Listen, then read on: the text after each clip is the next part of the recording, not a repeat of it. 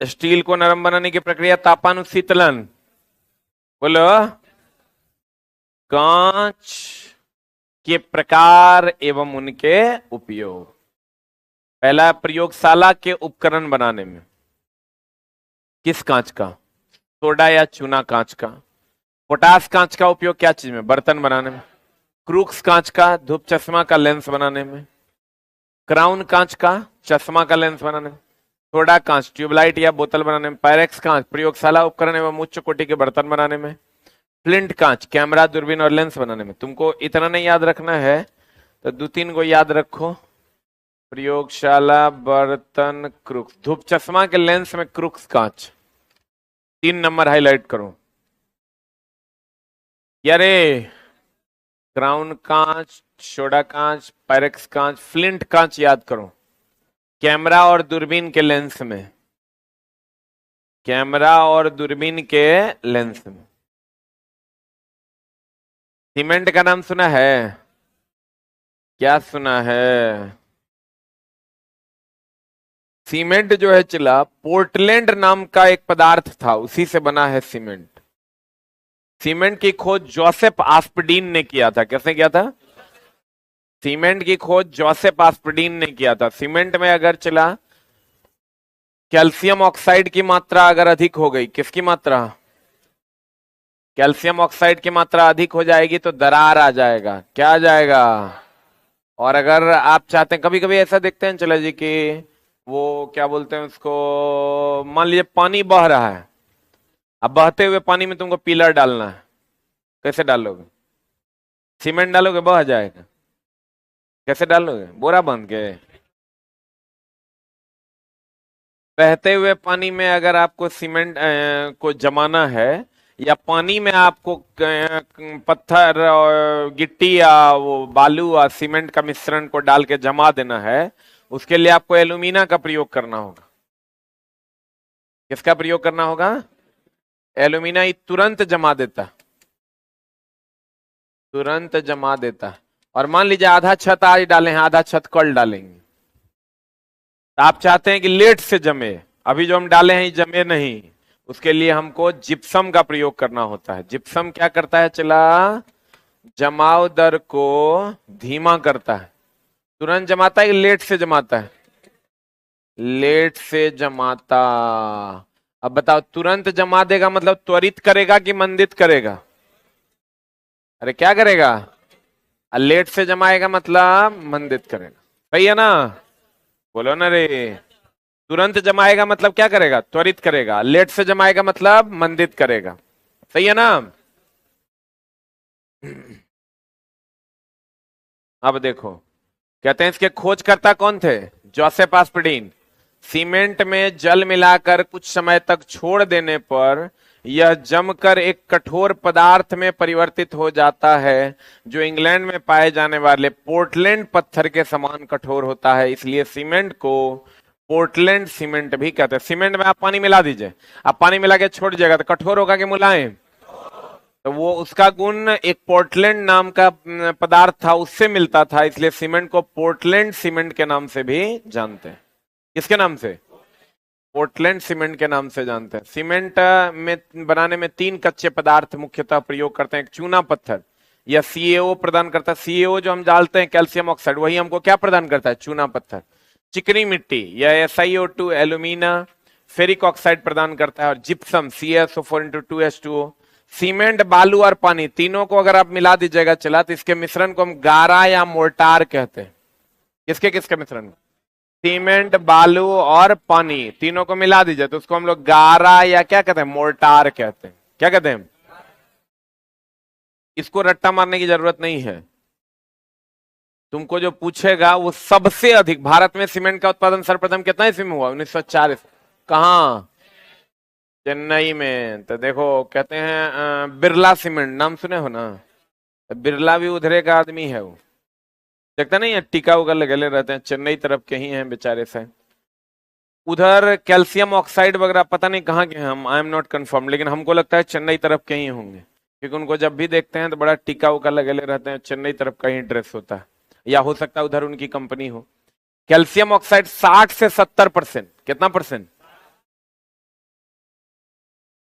एक चीज का लाइफ में चला हमेशा ध्यान रखना, जिस चीज के बारे में कंफर्म ना रहो उस चीज के बारे में श्योरिटी कभी मत देना, नहीं तो सामने वाले के नजर में गिर जाओगे। ये बात हमेशा ध्यान रखना। कभी कभी लोग बोलते बोलते, जैसे हमको ही फील हो रहा है कि वो चेन्नई का होगा, अब कहाँ का होगा आई डोंट नो, हमको ऐसा लगता है टीका उका उसका देखते हैं तो हमको लगता है और देख रहे हैं कि भैया पहला चेन्नई में ही प्रारंभ हुआ था, उधर का हो सकता नहीं भी हो सकता है इधर कहीं का हो, आई डोंट नो, हम नहीं जानते तो हम कह दिए भैया हम नहीं जानते। तो बच्चा को इससे प्रॉब्लम नहीं है कि आप सर नहीं जानते, लेकिन इस बात से प्रॉब्लम है कि आप कैसे बोल दिया चेन्नई के हैं जबकि वो चेन्नई के नहीं है कि नहीं। तो कभी भी बात मेरे गुरुजी हमको सिखाए थे कि आप जिस एनवायरनमेंट में रहते हैं वहां अगर लोग ये बात खाली कहने लगे कि आप झूठे हैं तो समझ लीजिए उस दिन से आपका पतन निश्चित हो चुका है। जिस एनवायरनमेंट लोगों को लगता है ना कि झूठ बोल के हम निकल लेंगे, झूठ बोल के आप कभी नहीं निकल सकते हैं, ये तुम अपने सिलेबस में डाल लो। तुम बचपन में भी झूठ बोला होगा तो पता चलिए गया होगा, निकल नहीं पाया होगा। आज नहीं पकड़ाया होगा कल पकड़ाएगा, कल नहीं पकड़ाएगा परसों तुरा पतून चलेगा पकड़ा जाएगा। इसलिए चला झूठ नहीं बोलना चाहिए। एक बार खाली तुम्हारे अगल बगल के लोग ये जान लें कि तुम प्रॉमिस ब्रेक करता है अर्थात झूठ बोलता है, फिर लोग तुमसे जुड़ेंगे नहीं। हम अगर कह देते हैं चला कि ये टेस्ट इसी समय पर होगा तो ऐसा नहीं खा के हम सुतल रहते हैं, वो टेस्ट उस समय पर हो रहा है कि नहीं इस पर प्रॉपर ध्यान देते हैं। ये टेस्ट होगा, ये किताब आ रही है तो आ रही है तो ऐसा नहीं कि बोल देना है फिर कोनो दूसर प्लान कर लेना है। जब बोले हैं उस प्लान को पहले एग्जीक्यूट करना है, तबे दूसर बात बोलना है। सोचना है दूसर बात के बारे में लेकिन बोलना बिल्कुल भी नहीं है, न तो लोग चला वैल्यू देना बंद कर देंगे। तो तुम लोग कभी झूठ बोलेगा कि नहीं बोलेगा? बोलेगा, एकदम नहीं बोलना। चला तोरा लगेगा कि हम बाईपास करके निकल गए, तू कभी नहीं निकल पाएगा। इसलिए हमेशा क्या बोलना? सत्य बोलना। कहते हैं चला आपको ये नहीं पूछेगा कि बताइए सीमेंट में कौन कितना परसेंट होता है, आपको ये पूछेगा सबसे अधिक कौन होता है कैल्शियम ऑक्साइड। सबसे अधिक कौन होता है, कितना परसेंट? 60 से 70%। सीमेंट में चूना की मात्रा अधिक रहने पर जमते समय उसमें क्या आ जाएगा? दरार आ जाएगा। अभी तुरंत बढ़ाए थे, सीमेंट में चूना यानी कैल्शियम ऑक्साइड की मात्रा अधिक होने पर क्या आ जाएगा? दरार। एल्यूमिना तुरंत जमा देगा, जिप्सम लेट से जमाएगा। यही बढ़ाए हैं, मेन इंपॉर्टेंट यही है। सीमेंट में चूना की मात्रा अधिक होने पर जमते समय इसमें क्या आ जाएगा? दरार आ जाए। दूसरा कह रहा है सीमेंट में जिप्सम का मुख्य कार्य जमाव दर को धीमा करना कि तेज करना? क्या करना? धीमा करना। किसका? जिप्सम का। और सीमेंट को शीघ्र जमाने के लिए हम लोग किसका उपयोग करते हैं? एल्यूमिना। पुल बनाने में जहां पर पानी क्या हो रहा हो? बह रहा। फिर कहता है पोर्टलैंड सीमेंट का प्रमुख घटक, यही पूछेगा चला, कैल्शियम ऑक्साइड। ये नहीं पूछेगा, सिलिका भी है एल्यूमिना भी है लेकिन प्रमुख घटक कौन है? Calcium oxide, that is lime. इसीलिए इसको क्विक लाइम भी कहते हैं। सीमेंट का जमना। सीमेंट का जमना क्या है? चला जल जितना ज्यादा दोगे उतना ज्यादा जमेगा। जैसे तुम देखता होगा छत वट डालते हैं हम तो कुछ दिनों तक उसमें जो है पानी डालते रहते हैं, ऐसा देखे हो? नहीं देखे हो? काहे? इसलिए डालते हैं चला कि उसको जमने में वो क्या करता है? मदद करता है। जितना धीरे धीरे वो जल के साथ जुड़ेगा उतना धीरे धीरे वो क्या होते जाएगा? जमते जाएगा। कहते हैं सीमेंट का जमना, सीमेंट में जल मिलाकर छोड़ देने पर कुछ समय बाद यह कठोर पदार्थ में परिवर्तित हो जाता है, इसे सीमेंट का क्या कहते हैं? जमना। सीमेंट के जमने में निम्नलिखित अभिक्रियाएं होती है। जल योजन, जल डालोगे कि नहीं डालोगे? जल का योजन करना मतलब जल का जुड़ना। जल का क्या होना? जुड़। कहते हैं डाई व ट्राई कैल्शियम सिलिकेट तथा ट्राई कैल्शियम एल्यूमिनेट जल योजन करके कोलाइडी जेल का निर्माण करते हैं जो कठोर एवं क्या होते हैं? दृढ़ होते हैं। बट रट्टा ने मारना है ये सब। जल अपघटन, अपघटन का मतलब टूटना, अपघटन का मतलब टूटना। कहते हैं ट्राई कैल्शियम सिलिकेट तथा ट्राई कैल्शियम एल्यूमिनेट जल अपघटन कर कैल्शियम हाइड्रोक्साइड तथा एल्युमिनियम हाइड्रोक्साइड का निर्माण करते हैं। कैल्शियम हाइड्रोक्साइड कैल्शियम सिलिकेट के कणों को परस्पर जोड़ने में सहायता करता है तथा एल्युमिनियम हाइड्रोक्साइड सिलिकेट के कणों के बीच रिक्त स्थान में प्रवेश कर उन्हें अप्रवेश्य बना देता है। मतलब कोई भी हवा का बुलबुला उसमें घुसने नहीं देता है। और ये सब नहीं पूछेगा, याद करने की जरूरत नहीं। सीमेंट का जो जमना है चला, देखो ये चीज हमेशा ध्यान रखना, अम्ल चूना, तो सीमेंट भी एक प्रकार का चूना ही ना है, क्योंकि उसमें मुख्य पदार्थ ही चूना है, बोलबे नहीं करेगा। और सीमेंट, इस सब में तुम पानी डाल के देखना, तुमको गरम गरम लगेगा। डाल के देखना, इस सब में पानी डाल के देखना, तुमको कैसा लगेगा? गरम लगेगा। इसका मतलब ये उष्मा क्षेपी है कि उष्मा शोषी है? इस सब जब जल से अभिक्रिया करेगा ना तो उष्मा क्षेपी है। क्या है चलाई? उष्मा क्षेपी। अम्ल, चूना और सीमेंट,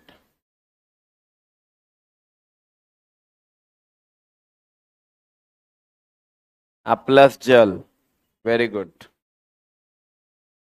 शनिवार रविवार को चला, तुम लोग पूरा मेहनत कर रहा है ना। तुमको तो हम देखे नहीं है किसी टेस्ट में ना। क्या बोलेगा झूठ? हाँ, अब पता नहीं, हम चला सब मेरे नजर पे है, अब तुम नहीं, लेकिन हमको दिखा है। अम्ल, चूना, सीमेंट जब जल से अभिक्रिया करता है तो क्या करता है? ऊष्मा क्षेपी। अब देखो चला, उर्वरक। उर्वरक का नाम सुने हो ना? उर्वरक का अभी हम लोग पढ़ रहे हैं एनसीईआरटी में, कंपोस्ट के बारे में हम लोग पढ़े थे, याद है? कल जुगाली के बारे में पढ़े थे, याद है? पहले निकलते हैं तो पाचन होता है कि नहीं होता है? आंशिक पाचन होता है। होता है। आंशिक पाचन होने के बाद फिर जुगाली करते हैं, और जुगाली करने के बाद पूर्ण पाचन होता है, याद है ना? इसका मतलब मुख में आंशिक पाचन होता है। मुख गुहा में पाचन होता है कि नहीं होता है? मुख गुहा ये हो गया, माउथ कैविटी होता है। छोटी आंत में पूर्ण पाचन होता है, बड़ी आंत में, ग्रास नली में, मलाशय में होता है। मलाशय में होता है।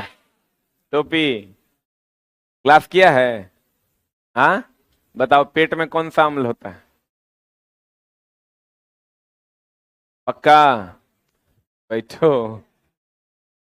फसली पादपों में पर्याप्त विकास हेतु आवश्यक पोषक तत्वों को कृत्रिम रूप से उपलब्ध करवाने वाले पदार्थ क्या कहलाते हैं? उर्वरक। पदार्थ की गुणवत्ता एवं आबाद वृद्धि हेतु कितने पोषक तत्व? 16 पोषक तत्व हैं। ये 16 पोषक तत्व जो हैं ये पौधों को चाहिए। अब इसी में एक क्वेश्चन ऐसा दे देगा कि निम्न में से कौन पोषक तत्व नहीं है? आई 16 में से 3 गो दे देगा, एगो दे देगा कार्बन डाइऑक्साइड, कुछ एगो अलग दे देगा। कार्बन डाइऑक्साइड पोषक तत्व है क्या? तो तुम खाली एक बार पढ़ लोगे तो तुमको अंदाजा हो जाएगा। हाइड्रोजन पोषक तत्व है, carbon, oxygen, manganese, nitrogen, calcium, phosphorus, potassium, zinc, magnesium, sulphur, iron, copper, boron, molybdenum और क्लोरीन। अब दे देगा निम्न में से 3 गो यहां से दे देगा, एक दे देगा कार्बन मोनोऑक्साइड, 3 गो यहां से दे देगा, एक दे देगा सल्फर डाइऑक्साइड। बोलो रे, पादप के लिए सबसे खतरनाक क्या है? जलवाष्प की, कार्बन डाइऑक्साइड की, धूल और धूलकण?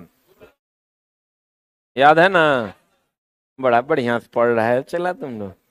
ये समझो ये बूस्टर हो जाएगा तुम्हारे जीवन का अगर तुम पढ़ लिया। अभी तो हम लोग और क्लास बढ़ाते जाएंगे, खाली 8वां में जाने दो, खाली 7वां पार करने दो, और बहुत चीज सीखने को मिलेगा। उपर्युक्त पोषक तत्व में से हाइड्रोजन, कार्बन एवं ऑक्सीजन वातावरण एवं जल मृदा से प्राप्त होता है। अच्छा बताओ, मिट्टी में ऑक्सीजन है कि नहीं है? अरे वाह, वातावरण एवं जल मृदा से प्राप्त हो जाते हैं, परंतु शेष पोषक तत्व की आपूर्ति जैविक अथवा रासायनिक उर्वरक के द्वारा किया जाता है।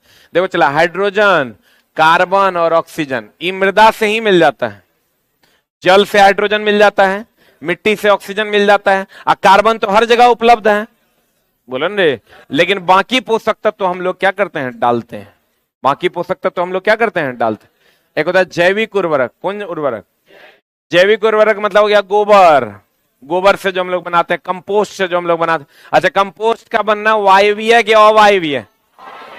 हाँ, कंपोस्ट का बनना पक्का। हाँ, मिट्टी में वायु है कि नहीं है? हाँ, मिट्टी में वायु है। हाँ, पक्का, पक्का ना? देखो, जैविक उर्वरक हो गया पशु का या किचन का वेस्ट जो होता है, उस सब से हम लोग जो उर्वरक बनाते हैं, कंपोस्ट बनाते हैं, उसको हम लोग जैविक उर्वरक कहते हैं।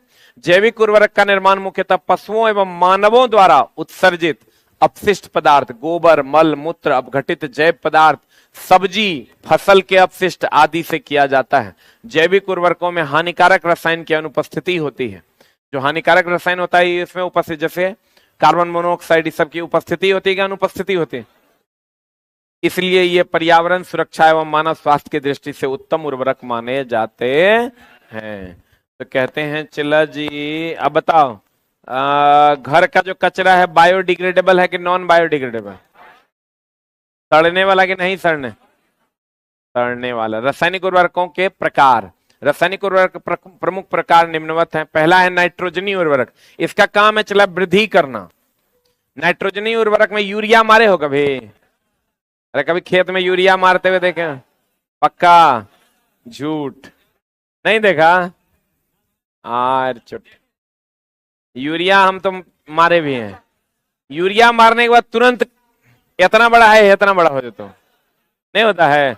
8 दिन के अंदर पौधा जो है, जो इतना बड़ा है ना, चला वो इतना बड़ा हो जाएगा। तब तुम लोग नहीं जानता है, नाइट्रोजनी उर्वरक जो है वो वृद्धि के लिए जिम्मेवार है। किसके लिए? गेहूं वगैरह में मारोगे आज, 3 दिन में फसल लहलहा गया इतना बड़ा। वृद्धि के लिए जिम्मेवार है कौन? नाइट्रोजनी उर्वरक। इस चैप्टर में चला कुछ चीजें ही हैं जो हाईलाइट करवाएंगे, उतने को याद करना, बाकी याद करने की जरूरत नहीं है। इन उर्वरकों में मुख्य संघटक तत्व नाइट्रोजन है, जो इनमें नाइट्रेट, अमोनिया एवं अमोनियम नाइट्रेट के रूप में पाया जाता है। नहीं पूछेगा, लेकिन पूछेगा नाइट्रोजनी उर्वरकों के निर्माण में अमोनिया एवं इसके अनेकों यौगिक प्रयोग किए जाते हैं। जैसे यूरिया हो गया, इसमें नाइट्रोजन कितना % होता है? चल महाभिवियाई, यूरिया में नाइट्रोजन कितना %? 46%।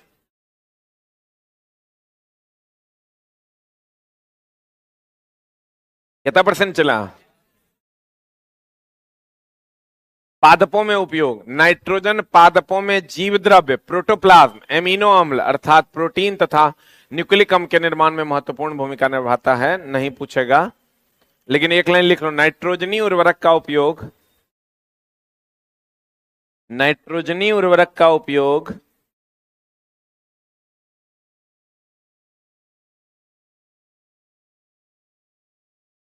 नाइट्रोजनी उर्वरक का उपयोग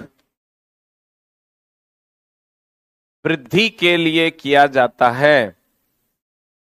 वृद्धि के लिए किया जाता है। नाइट्रोजनी उर्वरक का उपयोग किसके लिए किया जाता है? चला वृद्धि के लिए। फॉस्फेटिक उर्वरक कहता है इसका मुख्य उर्वरक तत्व क्या है? फॉस्फेट। अधिकतर फॉस्फेटिक उर्वरक जल में उच्च विलेय होते हैं। नहीं पूछेगा। पादपों में उपयोग।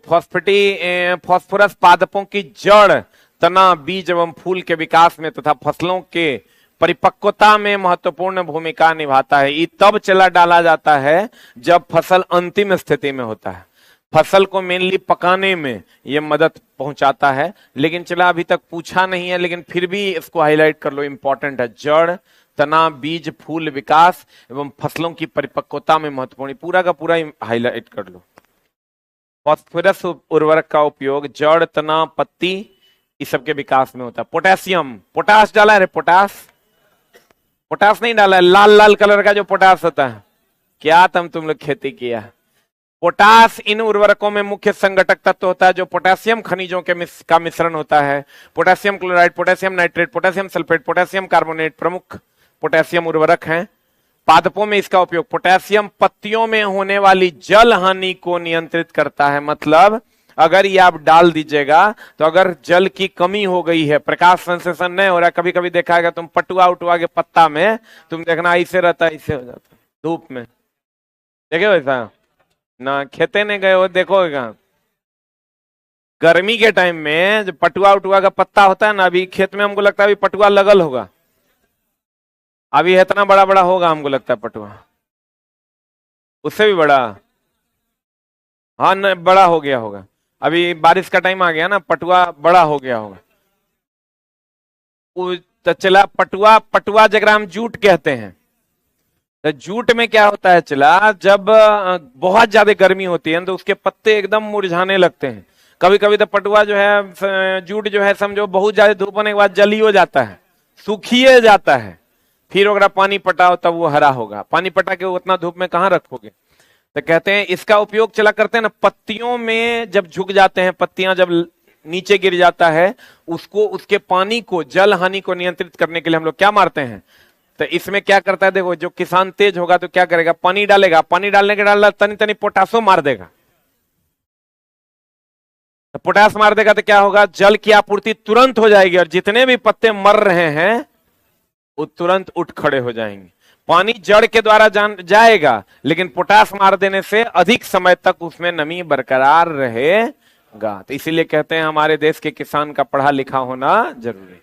लोग करते करते धीरे धीरे सीख गया कब क्या मारना है। पढ़ा लिखा नहीं होगा तो काम चल जाए। इस प्रकार यह पादपों की सूखा सहन शक्ति, देख रहा है क्या सहन शक्ति, सूखा सहन शक्ति, ड्राउट टॉलरेंस में वृद्धि करता है। इसके अतिरिक्त यह फलों के रंग एवं आकार निर्धारण के लिए भी क्या है, आवश्यक। फिर एनपीके, महाभिवियाय, ये तीन प्रमुख उर्वरक कहेगा कौन कौन है, तो कहेंगे नाइट्रोजन, फास्फोरस और पोटेशियम। कौन कौन, नाइट्रोजन, फास्फोरस और पोटेशियम। एनपीके उर्वरकों में पादपों में समुचित विकास हेतु आवश्यक तीनों सर्व प्रमुख पोषक तत्व महाभिवियाय। आपको होगा सबसे प्रमुख पोषक तत्व कौन है, एनपीके, नाइट्रोजन, फास्फोरस और पोटेशियम। पोषक तत्वों में नाइट्रोजन, फास्फोरस और पोटेशियम का उचित अनुपात में मिश्रण होता है, इसलिए इन्हें कंपाउंड फर्टिलाइजर अथवा पूर्ण उर्वरक भी कहा जाता है। संतृप्त एवं असंतृप्त वसा में अंतर। संतृप्त होता है चला जो किसी के साथ घुलेगा मिलेगा नहीं कहते हैं हमारी आत्मा तृप्त हुई, मतलब अब हम किसी के साथ घुलेंगे मिलेंगे नहीं, उसे हम क्या कहते हैं, संतृप्त वसा। और संतृप्त वसा किसे कहते हैं, जो किसी के साथ घुल मिल जाए। बोलो न रे, ऊर्जा का सबसे प्रमुख स्रोत कौन है, वसा की कार्बोहाइड्रेट की ग्लूकोज, वसा ना। सबसे अधिक ऊर्जा वसा से मिलता है, लेकिन ऊर्जा का स्रोत कौन है, कार्बोहाइड्रेट। और तुरंत ऊर्जा का स्रोत कौन है, कौन कौन, वेरी गुड। कहते हैं संतृप्त वसा वह वसा होता है जो चला बहुत अधिक अभिक्रिया नहीं करेगा, संतृप्त रहेगा, एकदम तृप्त रहेगा, इसको अब नहीं चाहिए। असंतृप्त जो बहुत अधिक अभिक्रिया करेगा, जो दूसरे से क्या करेगा, जुड़ेगा। कहते हैं कार्बन परमाणुओं के मध्य एकल बंधन होता है, संतृप्त होगा तो एकल की द्वि, असंतृप्त होगा द्वि न तो तीन। कहते हैं कार्बन परमाणुओं के मध्य कम से कम एक द्विबंधन होना चाहिए, तब हो जाएगा असंतृप्त वसा। कार्बन परमाणुओं की सीधी श्रृंखला होती है, कार्बन परमाणुओं की श्रृंखला द्विबंधन पर झुकी मुड़ी हुई होती है। फिर कहता है रक्त में बैड कोलेस्ट्रॉल को बढ़ाता है, किसको बढ़ाता है चला, रक्त में चला दो प्रकार का कोलेस्ट्रॉल है, गुड कोलेस्ट्रॉल और एक बैड कोलेस्ट्रॉल। तो संतृप्त वसा जो है ये बैड कोलेस्ट्रॉल को बढ़ाता है, और ये रक्त में बैड कोलेस्ट्रॉल को कम करता है और गुड कोलेस्ट्रॉल को क्या करता है, बढ़ाता है। इसका गलनांक क्या होता है, उच्च। ये जल्दी गलेगा नहीं क्योंकि ये संतृप्त रहता है, आई तो तुरंत गल जाएगा चला क्योंकि ये असंतृप्त होता है, जल्दी जल्दी बॉन्ड बनाएगा दूसरे से। कमरे के ताप पर सामान्यतः किस अवस्था में, ठोस। कमरे के ताप पर सामान्यतः द्रव अवस्था में। जैसे चला संतृप्त वसा की अगर बात करोगे तो नारियल तेल ले लो, कौन तेल, डालडा ले लो, घी ले लो, ये सब क्या है, संतृप्त है। लेकिन चला असंतृप्त की अगर बात करोगे तो वनस्पति तेल जो नॉर्मल तेल आता है वो ले लो, मछली का तेल ले लो, ये सब नॉर्मली पिघला हुआ रहता है। कैसा रहता है, जो जमा हुआ होता है वो संतृप्त, और जो पिघला हुआ रहता है नॉर्मली वो बताता है। घी क्या है, डालडा क्या है, संतृप्त। कहते हैं विटामिन में घुलनशील होता है, ये विटामिन में अघुलनशील होता है। उदाहरण दुग्ध उत्पादन में मक्खन, घी, पनीर, मांस, नारियल तेल, ताड़ का तेल, तले हुए खाद्य पदार्थ, फिर इधर आ जाओ, सूखे मेवे, वनस्पति तेल, मछली का तेल, ये सब चला पिघला हुआ ही रहता है। तो संतृप्त जो वसा होता है चला, यह बैड कोलेस्ट्रॉल को बढ़ाता है। इसीलिए अधिक मांस मछली खाने वाले, अधिक घी खाने वाले लोगों को बैड कोलेस्ट्रॉल बढ़ जाता है। कहिएगा सर ये बैड कोलेस्ट्रॉल बढ़ेगा तो क्या हो जाएगा? बैड कोलेस्ट्रॉल बढ़ेगा चला तो बहुत सारी चीजें हो जाएगी। तुम्हारा जो ये वेन्स है ना, जो सिराएं धमनियां हैं, वो इतना अभी ऐसा है, और जब बैड कोलेस्ट्रॉल जमेगा ना तो ये बंद हो जाएगा। इतने जगह रहेगा इसके पास तब जाने का। अभी इतना जगह में तो हर रक्त जा रहा है, तो अब होगा क्या चला, जब इतने जगह से जाएगा तो तेजी से जाएगा कि धीरे धीरे जाएगा? तेजी से जाएगा। उतना तेजी से तो हार्ट काम नहीं कर पाएगा। उतना तेजी से तो हार्ट जब काम नहीं कर पाएगा तो कभी सीना में दर्द, उतना तेजी से तो किडनी का छान नहीं पाएगा तो किडनी में समस्या। तो जब हार्ट और किडनी में समस्या होना तुरंत शुरू हो जाएगा। हार्ट और किडनी में समस्या होना तुरंत शुरू हो जाएगा। क्यों? क्योंकि रक्त मोटा नहीं होगा। रक्त का जो जाने वाला नली है ना, उसका व्यास कम हो जाएगा। इस जगह पर फैट जमा हो जाएगा, बैड कोलेस्ट्रॉल आके जमा हो जाएगा। तो चला उससे तुम्हारा रक्त में जो प्रवाह है रक्त का वो तेज हो जाएगा। उतनी तेजी से तुम्हारा हार्ट और किडनी काम नहीं कर पाता। अच्छा, कभी सुनते हो डायबिटीज वाले लोग को बहुत सारी समस्याएं होने लगती हैं? ये क्या है चला? रक्त का काम है पंप करना, किडनी का काम है रक्त को छानना। अब एक बात बता, छन्नी छन्नी में तुम मधु को दे दो छानने, आप पानी को दे दो छानने, केकरा में छन्नी आसानी से छान दे? पानी को ना। तो भैया मधु को छान पाएगा आसानी से? पंप सेट लगा दो तुम, उसमें कीचड़ को खिंचवाओ, आप पानी को खिंचवाओ।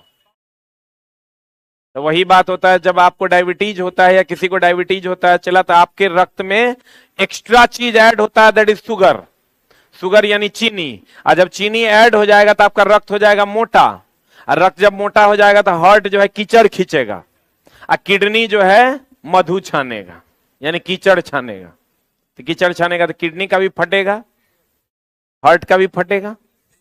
बोलन रे, आप फेफड़ा जो तुम्हारा उसमें ऑक्सीजन लेगा, कार्बन डाइऑक्साइड जो डालेगा, उसमें भी समस्या होगा, क्योंकि वो इतना ना धीरे धीरे चलेगा कि मामला हो जाएगा। ऑक्सीजन की जगह कार्बन डाइऑक्साइड जाना शुरू हो जाएगा जब बहुत मोटा हो जाएगा तब। क्योंकि एल्वियोली का चला फिक्स रोटेशन है, इतना देर में ऑक्सीजन छोड़ना है, इतना देर में कार्बन डाइऑक्साइड छोड़ना, उतना देर में ऑक्सीजन छोड़ना है, कार्बन डाइऑक्साइड लेना है।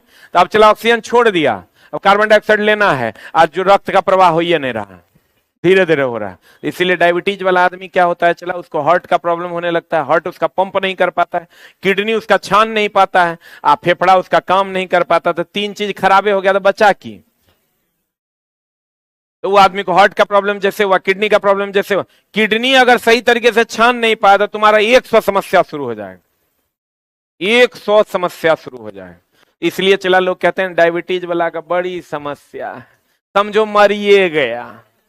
लोग गांव घर में कहता है डायबिटीज है तो समझो आधा मर गया। सही में वो आधा मर गया। वो ना जैसे आप कहता शुगर बढ़ गया, शुगर बढ़ गया तो अगर 100 शुगर है तो आप वही चला जो हम लोग ये खाते हैं, डायबिटीज की गोली खाता है, जिसको बहुत ज्यादा हो गया, साफे काम नहीं कर रहा, डायरेक्ट इंजेक्शन ठोक देता है पेटवा में इंसुलिन का। इंसुलिन का इंजेक्शन ठोकता है तो वो क्या करता है, शुगर की मात्रा को कम करता है। तो कम करता है तो रक्त पतला होता है, तो छनाता है। तो इसीलिए कहा जाता है चला तेल घी डालडा ये सब नहीं खाना चाहिए, न तो बैड कोलेस्ट्रॉल बढ़ेगा। बैड कोलेस्ट्रॉल बढ़ेगा तो यहाँ जमा होगा, और जमा होगा चला तो रक्त का प्रवाह नहीं हो पाएगा, गड़बड़ा जाएगा, तो मामला हो जाएगा गड़बड़। लेकिन ऐसा भी नहीं है कि साफे नहीं खाना चाहिए। थोड़ा बहुत अगर आप खाते हैं तो आपको चला वसा, उससे कार्बोहाइड्रेट मिलता है, कार्बोहाइड्रेट मिलता है तो आपको ऊर्जा भी तो मिलेगा।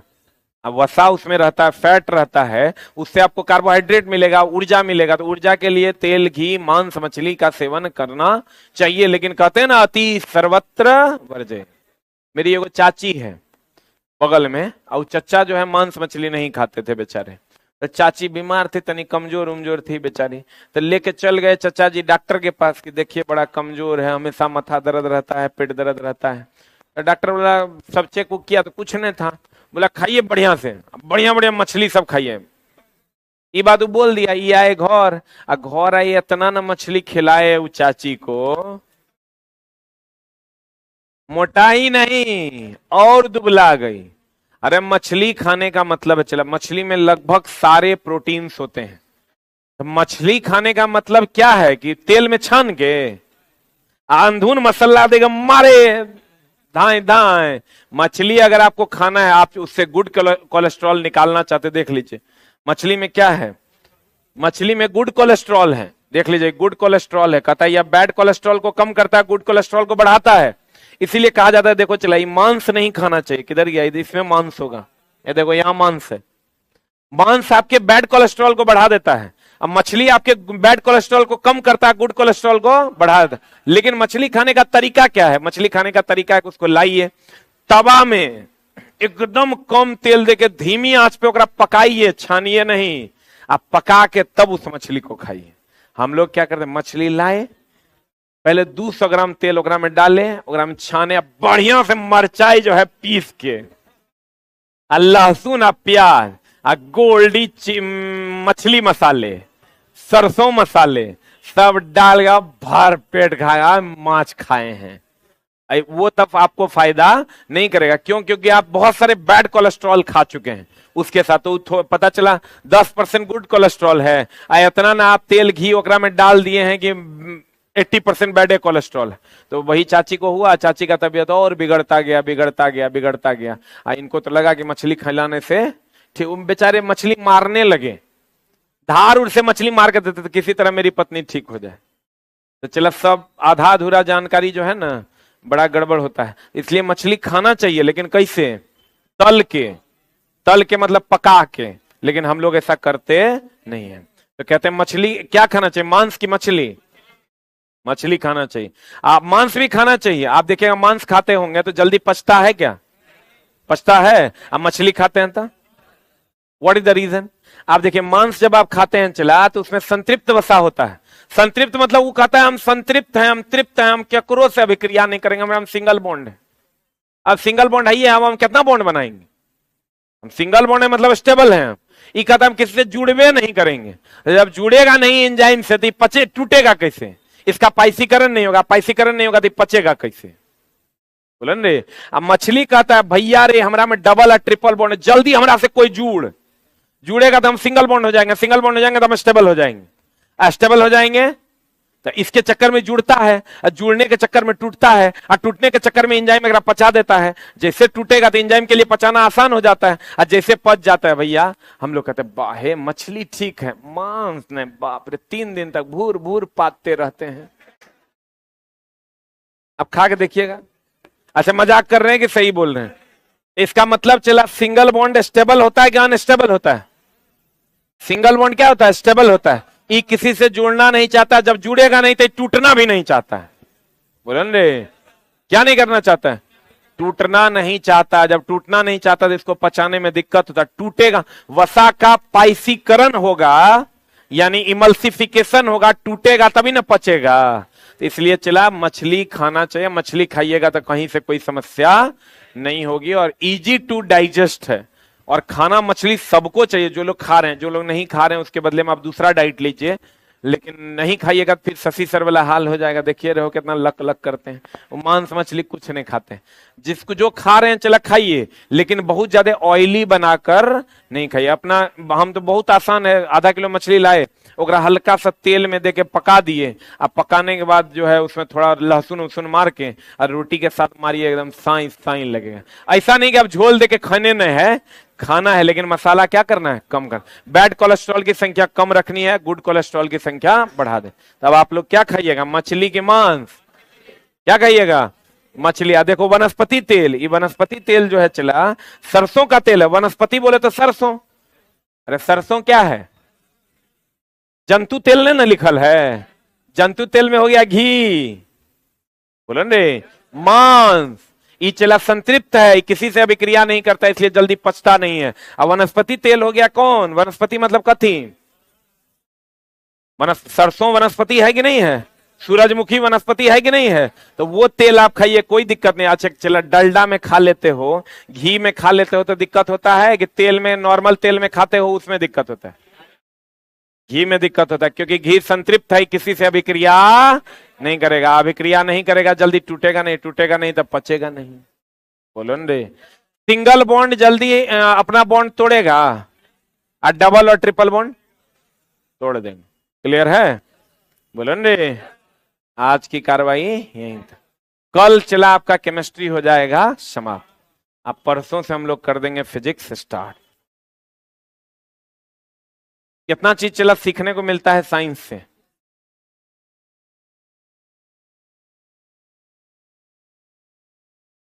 Thank you very much.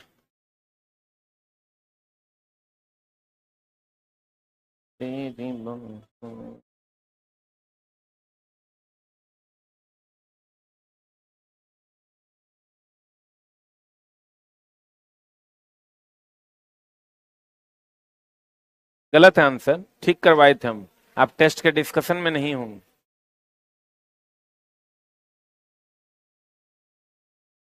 हम ठीक करवाए हैं।